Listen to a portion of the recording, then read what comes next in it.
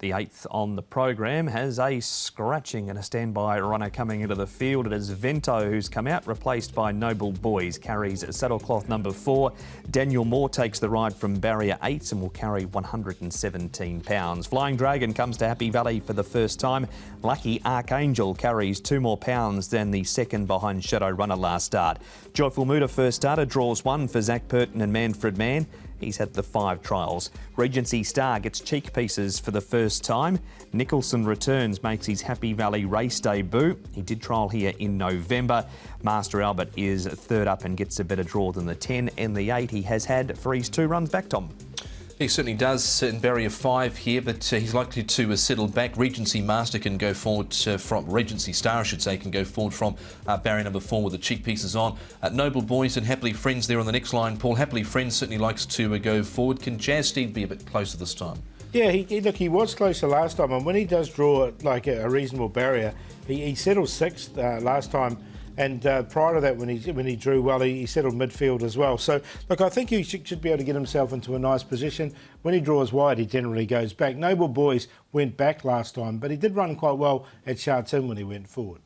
Karis Teaton takes the ride on Jazz Steed in the 8th race. Flying Dragon's been a good horse for Derek Lung lately, and here's his thoughts on the Dragons' first look at the Valley. Derek Flying Dragon is a horse that comes off the all-weather back to Happy Valley.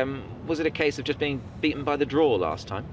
Yes, you can see the draw against him with the top weight, so he finished strong, but with the draw and the top weight, it's just against him, and he still won a good race. And the horse that beat him that day was Trader. You had beat him previously, so you know you've got plenty of form with that horse. How has he been since? Have you had an opportunity to sit on the horse? No, after last race, I didn't sit on him in the morning, but I'm sure they keep the horse well, fit and well. The horse still young, so he should be no problem. And obviously he's shown good form on the turf at Sha Tin.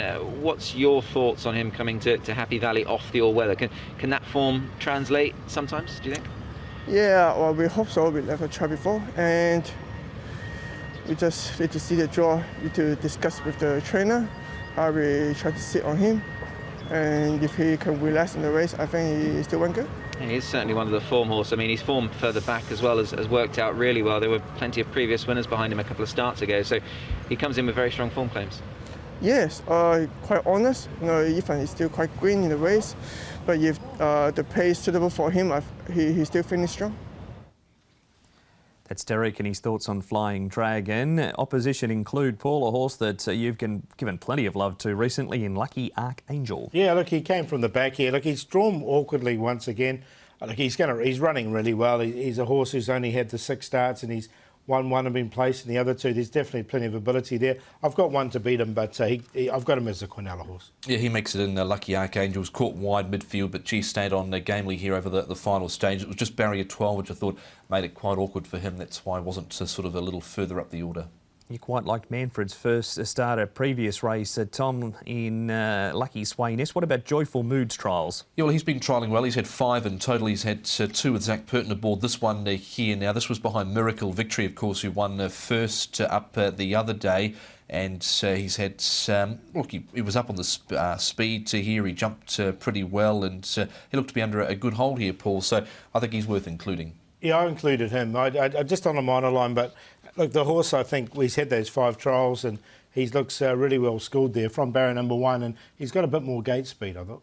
Who's the one to beat Lucky Archangel, Paul? I'm going to go with a horse who's quite well rated now. He has won off a rating similar to Jazz Steed here. He's won off a rating of 57. He's now down here with this rating of 56.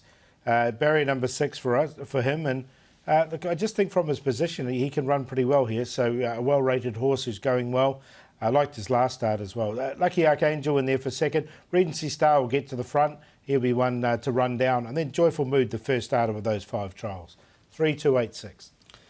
Take another chance with Regency Star. I've always been a fan of this horse. He has the cheek pieces going on. He just ground away, I thought, over the final stages last start. I've liked what I've seen at the trials from Joyful Mood. Lucky Archangel and Flying Dragon. He went well back last start on the dirt from barrier 12. He's drawn barrier 7 here. Thought he stayed on well enough out wider behind Trader. So 8, 6, 2 and 1. It's the first starter that's come up favourite though. Joyful Mood, 2 to 1 in early betting for race number 8.